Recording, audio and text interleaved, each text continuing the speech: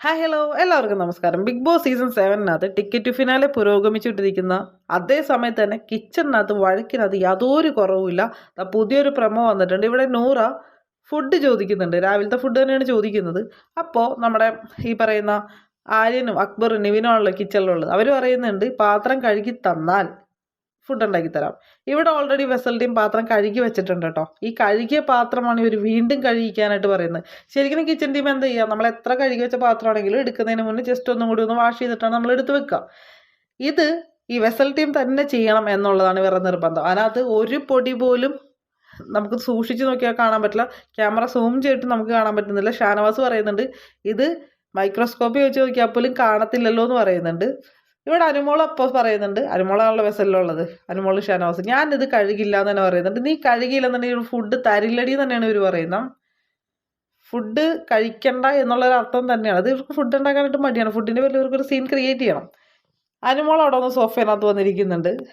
ഇവിടെ ഷാനവാസും നിവിനും കൂടി അതിൻ്റെ പേരിനകത്ത് ചെറിയ രീതിയിൽ കൊമ്പ് കോർക്കുന്നുണ്ട്. കൊമ്പ് കോർക്കുന്ന പറയാൻ പറ്റില്ല. നിവിൻ്റെ കയ്യിൽ പാലിൻ്റെ ഇതിരിപ്പുണ്ട്. ഷാനവാസ് ആ സമയത്ത് പാല് പിടിക്കാനോ എന്തോ ശ്രമിക്കുന്നുണ്ട്. ആ സമയം പാല് നിലത്ത് വീഴുകയോ അല്ലെങ്കിൽ പൊട്ടുകയോ ചെയ്യണം. എന്തോ ആയിക്കോട്ടെ, ഷാനവാസിൻ്റെ തലയിലോട്ട് ബാക്കിയിരുന്ന പാല് നിവിൻ കോരി ഒഴിക്കുക. മുഖത്തോട്ട് പാലഭിഷേകം. ശരിക്ക് പറഞ്ഞിട്ടുണ്ടല്ലോ, ക്ഷമ. നിവിനെ കൂടി അവിടെ കോമ്പറ്റീഷൻ ചെയ്യുന്ന ആൾക്കാർക്ക് നല്ല ക്ഷമയുണ്ട്. ഇങ്ങനൊന്നും പ്രതികരിക്കാൻ നമുക്ക് പറ്റൂ? എനിക്ക് പറ്റില്ല കേട്ടോ. എൻ്റെ മേത്ത് ഇങ്ങനെ ചെയ്ത് കഴിഞ്ഞാൽ 1 കോടി രൂപയുടെ പ്രൈസ് മണി ഉണ്ടെന്ന് പറഞ്ഞാൽ, എത്ര സർവൈവൽ ഗെയിം ആണെന്ന് പറഞ്ഞാലും ശരി, നമ്മളൊരെണ്ണം കൊടുത്തു പോവും. ഇന്നലെ അനുമോളോട് കാട്ടിയ ആ ഒരു ആക്ട് നമുക്ക് ശരിക്കും അത് കണ്ടു നിൽക്കാൻ നമുക്ക് പറ്റില്ല. കാരണം പീരിയഡ്സ് ആയിട്ട് ഒരാളവിടെ കിടക്കുമ്പോൾ, ഉറങ്ങാതെ കിടക്കുമ്പോൾ, വർത്തമാനം പറഞ്ഞുകൊണ്ടിരിക്കുന്ന സമയത്ത് അയാളെ എഴുന്നേൽപ്പിച്ച് വിടാനായിട്ട് എന്ത് അർഹതയാണ് നിവിനുള്ളത്? ആ കാര്യം തന്നെയാണ് ഇവിടെയും ചെയ്യുന്നത്.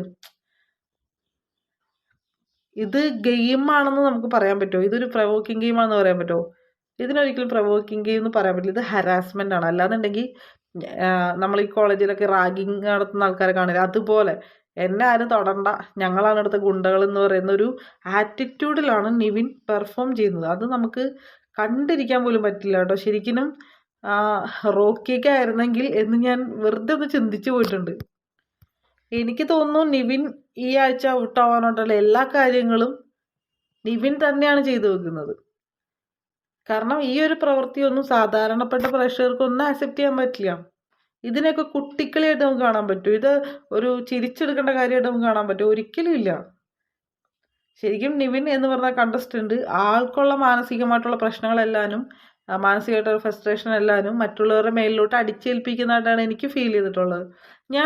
എൻ്റെ ചിന്തയിനകത്ത് വന്നൊരു കാര്യമാണ്, ഇങ്ങനെ പാല് ഇരിക്കുമ്പോൾ ഇങ്ങനെ ഇതേ സമയത്ത് വല്ല ആയുധങ്ങളായിരുന്നെങ്കിലോ എന്തെങ്കിലും പൊട്ടുന്നതോ മറ്റു കാര്യങ്ങളായിരുന്നെങ്കിൽ എന്ത് ചെയ്താനെ? അതെടുത്ത് പ്രയോഗിച്ചാൽ എന്ത് ചെയ്യും? ബിഗ് ബോസ് അനൗൺസ് ചെയ്യുന്നതിന് മുന്നോടെ കാര്യങ്ങൾ അടക്കില്ലേ?